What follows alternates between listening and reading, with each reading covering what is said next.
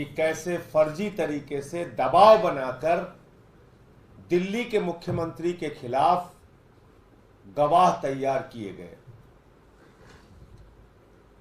और यह भी बता चुका हूं कि 456 गवाहों में से मात्र 4 गवाहों ने अरविंद केजरीवाल के नाम का जिक्र किया।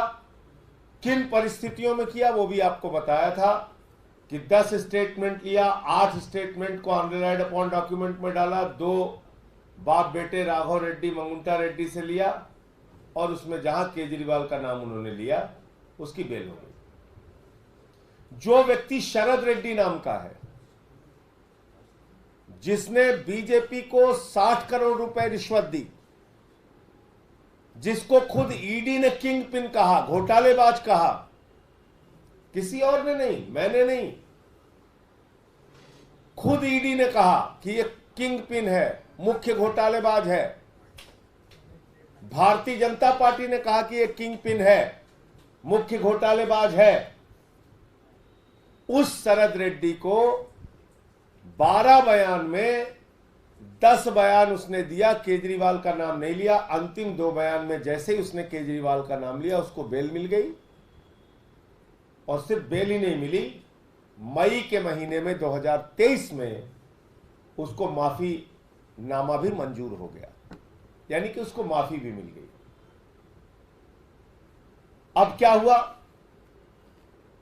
बयान तो आपने झूठे ले लिए और उस झूठे बयान के आधार पर दिल्ली के 3 बार के निर्वाचित मुख्यमंत्री को आपने गिरफ्तार कर लिया। मजेदार बात यह है कि ईडी का सरकारी गवाह शरद रेड्डी, जिसको पहले ईडी किंग पिन कहती है, फिर सरकारी गवाह बनाती है, फिर माफीनामा देती है, कोर्ट से माफीनामा मिलता है। जब वो शरद रेड्डी जो 60 करोड़ रुपए की रिश्वत भारतीय जनता पार्टी को देता है, जब वो शरद रेड्डी कोर्ट के पास पहुंचता है कि हुजूर मुझे अपने कंपनी के काम से या किसी और काम से विदेश की यात्रा करनी है, हमें विदेश जाने की स्वीकृति दी जाए, तो ईडी ने क्या कहा? ये 14 अप्रैल को एक अंग्रेजी दैनिक अखबार में छपी हुई प्रमुख खबर है। 14 अप्रैल को आज की खबर है, आज के दिन की खबर है, जरूर पढ़िएगा इसको। ईडी कहती है साहब ये तो हमारी इन्वेस्टिगेशन ही नहीं ज्वाइन कर रहा है, इनको तो अगर आपने विदेश जाने की अनुमति दे दी तो ये तो भाग जाएंगे, ये तो केजरीवाल के खिलाफ बयान देने के लिए आएंगे ही नहीं। ये आप मजाक कर रहे हैं केजरीवाल के केस में। आपने एक मुख्यमंत्री को गिरफ्तार करके जेल में डाल दिया, जिस सरकारी गवाह को आपने माफी दिलवाई, जिस सरकारी गवाह के बयान पे आपने मुख्यमंत्री की गिरफ्तारी की, उसी सरकारी गवाह के विदेश यात्रा की विरोध आप कर रहे हैं और ये कह रहे हैं कि ये तो आ ही नहीं रहे हमारे संबंध देने पे। तो कैसे आएंगे भैया? जब उससे झूठा बयान तुमने लिखवाया है तो तुम्हारी इन्वेस्टिगेशन क्यों ज्वाइन करेगा? और ज्वाइन भी करेगा तो क्या प्रमाण देगा केजरीवाल जी के खिलाफ जब उसके पास कोई प्रमाण नहीं? तो मैं समझता हूं माननीय सर्वोच्च न्यायालय को अपनी सुनवाई के दौरान इस बात को प्रमुखता से संज्ञान में लेना चाहिए कि कैसे फर्जी बेबुनियाद मामला बनाया गया। जो आपका सरकारी गवाह, जिसको आपने खुद माफी दिलवाई कोर्ट से, उसकी विदेश यात्रा का विरोध करते हुए खुद आप लिख रहे हैं कि अगर आपने इसको विदेश भेज दिया तो ये तो वापस आएगा ही नहीं केजरीवाल के खिलाफ बयान देने के लिए। ये हमारे संबंध में नहीं आता हुजूर, ये हमारे ईमेल करने पे, हमारे बुलाने पे नहीं आता। ये मैं नहीं, ये खुद ईडी के अधिकारी उसके विदेश यात्रा की विरोध करते हुए कोर्ट के सामने कह रहे हैं। अब मेरे ख्याल से बताने को कुछ है नहीं कि कितना फर्जी मामला है ये। सरकारी गवाह के बुलाने, सरकारी गवाह और सरकार बुलाए सरकारी गवाह और ईडी बुलाए, सरकारी गवाह जिसको माफी ईडी दिलवाए और ईडी बुलाए और वो ना आए। इसके पीछे का रहस्य आप लोग बहुत अच्छी तरीके से समझ सकते हैं। क्यों? क्योंकि झूठा बेबुनियाद बयान उससे लिया गया और अब उसको जब लग रहा है कि सम्मन कर करके ईडी हमें बुला रही है और बहुत सारे प्रमाण और मांगेगी, तो उसके पास कोई प्रमाण तो है नहीं। तो ईडी कह रही है भाग जाएगा और केजरीवाल के खिलाफ बयान देने के लिए आएगा नहीं। तो जो 2-4 झूठे बयान मैं इससे और लिखवा सकता था, जो 2-4 झूठे बयान ईडी और इससे ले सकती थी, वो नहीं ले पाएगी। मैं चाहता हूं मीडिया के मित्रों से कि आप केस के पड़ताल की बात करते हैं तो इस बात की भी पड़ताल जरूर कीजिए कि कैसे आरोपी को सरकारी गवाह बनाया जाता है और सरकारी गवाह से खुद जांच एजेंसी कहती है इसके ऊपर भरोसा नहीं है। आपके कोई प्रश्न हो आप पूछ सकते हैं।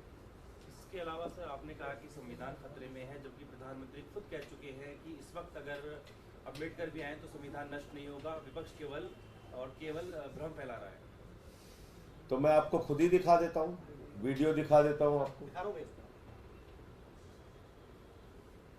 मैं तो नहीं कह रहा हूं, ये 1-2 नहीं 3 स्टेटमेंट है। एक ये है अयोध्या के सांसद जी,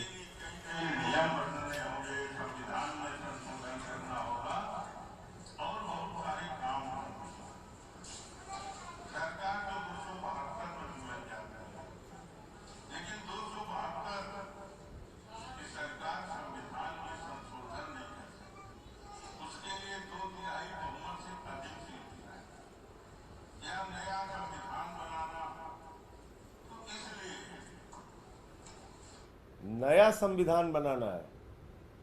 ये तो बीजेपी के सांसद हैं, केंद्रीय मंत्री रह चुके हैं, राज्य में मंत्री रह चुके हैं, बीजेपी के सांसद हैं अयोध्या से।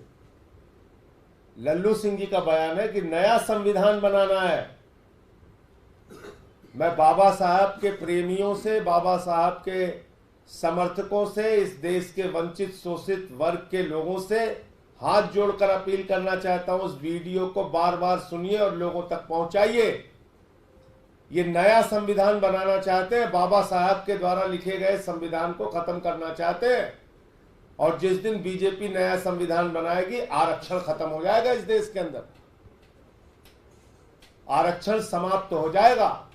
भागवत जी पहले ही कह चुके हैं बिहार के चुनाव में कि आरक्षण की समीक्षा करनी है। समाज के वंचित शोषित वर्ग के लिए जो बाबा साहब ने बहुत बड़ा हथियार आरक्षण का दिया है, उनको सशक्त और मजबूत बनाने के लिए ये तो नया संविधान बनाने जा रहे हैं, आरक्षण खत्म करेंगे। आगे और दिखाता हूं आपको, ये ज्योति मिर्जा जी है।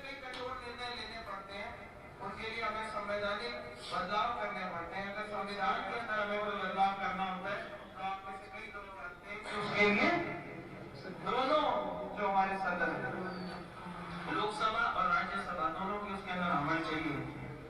लोकसभा में आज भारतीय जनता पार्टी और एनडीए का प्रचंड बहुमत है, उसमें कोई कमी नहीं है, लेकिन राज्यसभा में आज भी हमारी मेजोरिटी है। अगर इस बार तीसरी बार एनडीए की सरकार आती है तो शर्तियां राज्य।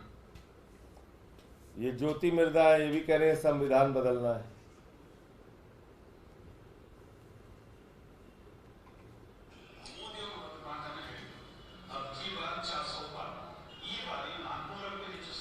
ये तो भाषा इसकी दूसरी है, लेकिन अंग्रेजी में इसका जो ट्रांसलेट लिखा हुआ आनंद हेगड़े जी का, उसका बयान है। ये तीनों स्टेटमेंट में देता हूँ आपको। तो इसके अलावा बीजेपी का आप मुझे बताइए, आज बाबा साहब डॉक्टर भीमराव अंबेडकर जी की जयंती है और ये सारे बयान इस बात को दिखाते हैं कि दरअसल भारत के प्रधानमंत्री का मकसद भारत के संविधान को बदलना है।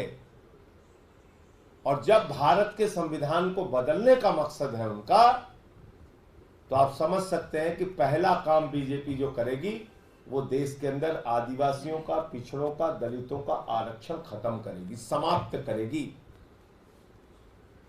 इसलिए इस देश के 85% जो दलित, शोषित, वंचित, पिछड़े वर्ग के लोग हैं, वो लोग कमर कस ले, तैयार हो जाएं और इनको जवाब दें कि हम बाबा साहब का संविधान बदलने नहीं देंगे आपको। और क्या भाषा बोल रहे हैं प्रधानमंत्री जी, अपमानित कर रहे हैं बाबा साहब को। क्या कोई मां अपने बच्चे का कत्ल कर सकती है? बाबा साहब डॉक्टर भीमराव अंबेडकर जी ने देश का संविधान लिखा, आप धमकी भरे शब्दों में कह रहे हैं कि बाबा साहब भी आ जाएं तो संविधान नहीं बदल सकते। अरे भाई, संविधान तो आप बदलना चाहते हैं। आपके सांसद, आपके केंद्रीय मंत्री रह चुके लोग ये कह रहे हैं कि आप संविधान बदलना चाहते हैं, नया संविधान लागू करना चाहते हैं, वो बोल रहे हैं। बाबा साहब को आप क्यों लेके आ रहे हैं बीच में? और बाबा साहब क्यों संविधान बदलना चाहेंगे, जिन्होंने इस देश के मजदूरों को, किसानों को, युवाओं को, महिलाओं को, वंचितों को, शोषितों को, पिछड़ों को, दलितों को, आदिवासियों को, सभी धर्म के लोगों को अधिकार दिया। वो बाबा साहब क्यों संविधान बदलना चाहेंगे? आपके मन में यह ख्याल क्यों आया मोदी जी? ये बाबा साहब को अपमानित करने वाली मानसिकता छोड़िए मोदी जी, ये अच्छी बात नहीं है। जिस भाषा में आप बोल रहे हैं बाबा साहब भी दोबारा आ जाए, तो अरे आपको कल्पना में भी नहीं सोचना चाहिए कि बाबा साहब संविधान बदलने जाएंगे। आप संविधान बदलना चाहते हैं और ये प्रमाण आपके सांसद, आपके मंत्री दे रहे हैं। आप कुछ पूछ रहे हैं? इसके अलावा बीजेपी का मैनिफेस्टो आया है, उसको आप कैसे देखते हैं? देखिए, वो जुमला पत्र है और घोषणा आगे की भरोसे की तब होती है जब पिछले की घोषणाओं को आपने सच करके दिखाया हो। आज बिजली पे, पानी पे, चिकित्सा पे, शिक्षा पे जो बात केजरीवाल जी कहेंगे वो ज्यादा प्रामाणिक मानी जाएगी, क्योंकि 10 साल में हमने, 8-9 साल में, 10 साल में हमने काम करके दिखाया। दिल्ली में जितनी गारंटी दी उससे ज्यादा काम करके दिखाया है। 10 साल का मोदी जी का रिकॉर्ड क्या है, उनका रिपोर्ट कार्ड क्या है? क्या उन्होंने 2 करोड़ नौकरियां नौजवानों को दे दी? 20 करोड़ नौकरी मिल गई इस देश में 10 साल में नौजवानों को। क्या वो काला धन ला पाए? 15 लाख हर खाते में चला गया। क्या किसानों को उनकी एमएसपी 2 गुना मिलने लगी? क्या 15 अगस्त 2022 तक जो पक्का मकान सबको देने का वादा किया था उन्होंने पूरा हो गया? क्या महंगाई खत्म हो गई इस देश में? मोदी जी कहते थे सिलेंडर देख के जाना घर से, अब बोल के दिखाइए आपकी सिलेंडर देख के जाना, मोटरसाइकिल देख के जाना, पेट्रोल देख के जाना, डीजल देख के जाना। आसमान में महंगाई पहुंचाई आपने। बेरोजगारी का आलम यह है कि अग्निवीर जैसी योजना लाके आपने भारत की सीमाओं को कमजोर करने का काम किया। तो आपकी घोषणा जमीन पे तो आई नहीं, और आगे की जो घोषणाएं हैं वो हवा हवाई है, हवा हवाई है। अब कह रहे हैं हम बिजली फ्री देंगे, क्यों? और उसमें शर्तें ऐसी जो कोई पूरा नहीं कर सकता। तो एक गाना था बहुत पुराना कि बिजली गिराने मैं हूं आई, कहते हैं मुझको हवा हवाई। तो ये हवा हवाई वाला घोषणा पत्र है भाजपा का। इसके ऊपर भरोसा बिल्कुल नहीं करना चाहिए। और 10 साल का उनका रिपोर्ट कार्ड चिल्ला चिल्ला के कह रहा है कि मोदी जी की किसी भी बात पर भरोसा ना करो। धन्यवाद। उन्होंने यूसीसी के ऊपर भी कहा है, सीए ऑलरेडी लागू हो चुका है, यूसीसी और वन नेशन वन इलेक्शन का भी उन्होंने कहा है कि हम तो अभी महंगाई और रोजगार पे उनसे सवाल पूछ रहे हैं। बाकी तो वो बहुत कुछ कह सकते हैं, वो तो 47 तक की योजना बना सकते हैं। उनके कहने में तो कोई रोक नहीं है। देखिए, वो भारत के प्रधानमंत्री हैं, वो कुछ भी कह सकते हैं, चांद पे घर भी बना सकते हैं, कुछ भी कह सकते हैं। धन्यवाद।